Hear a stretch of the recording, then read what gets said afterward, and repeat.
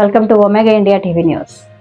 ఆదిలాబాద్ జిల్లాలోని బజారు హత్నూర్ మండలంలోని గిర్నూర్ గ్రామ పంచాయతీ పరిధిలో ఉన్న కార్తీక మాసం పురస్కరించుకుని కనకదుర్గ జలపాతం వద్ద స్వయంగా వెలిసిన కనకదుర్గ అమ్మవారి జాతర ప్రతి సంవత్సరం నిర్వహించడం జరుగుతుంది.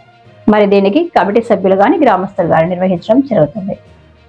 ఇప్పటి వరకు ఎందరో నాయకులు లోకల్ లీడర్లు మాట ఇస్తున్నారు గానీ అభివృద్ధి అనేది చేస్తలేరు.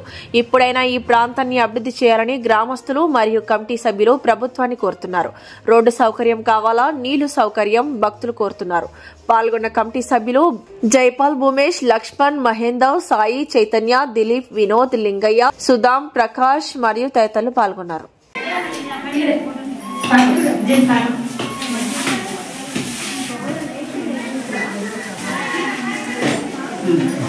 चलो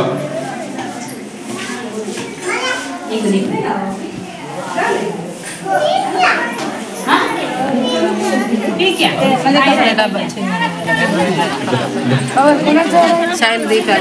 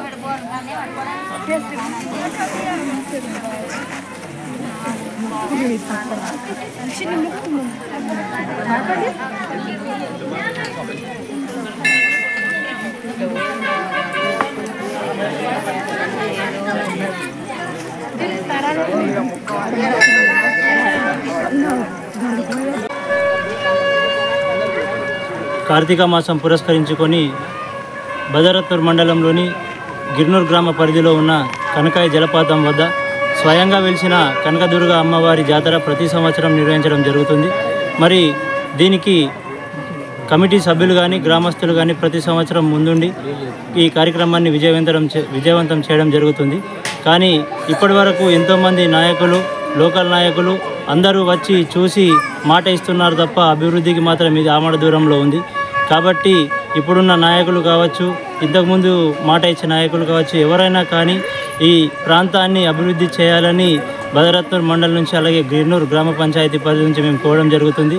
అలాగే ఇది ఒక కుంటాల అలాగే కొచ్చర జలపాతానికి మించి ఎక్కువగా పర్యాటకం చాలా పెద్దగా ఉంది. కాబట్టి దీన్ని అభివృద్ధి చేస్తే బజారత్నూర్ మండలానికి చాలా మంచి పేరు వస్తుంది. ఆదిలాబాద్ జిల్లా అడవుల జిల్లాగా పేరొందిన ఈ ప్రాంతంలో ఇలాంటి పర్యాటక ప్రాంతం ఉండడం మన అదృష్టంగా భావిస్తున్నాం. కాబట్టి ప్రభుత్వం దీనిపైన చొరవ చూపించి నాయకులు దీన్ని అభివృద్ధి చేసి, ముఖ్యంగా రోడ్డు మార్గం ఉంటే ఏదైనా అభివృద్ధికి దగ్గరవుతుంది అని ఆలోచించి ముఖ్యంగా రోడ్డు సౌకర్యాన్ని ఇక్కడ కల్పించవలసిందిగా నాయకులను కోరుతున్నాం. అలాగే ఇక్కడికి పెద్ద ఎత్తున భక్తులు రావడం జరుగుతుంది. ఇంతకుముందు 10 క్వింటాల రైస్ పెట్టి మరి అది అయిపోయేటట్టు పరిస్థితి ఉండేది. కానీ ఇప్పుడు ఈ రోడ్డు సౌకర్యం బాగలేక పర్యాటకులు తగ్గడం జరుగుతుంది.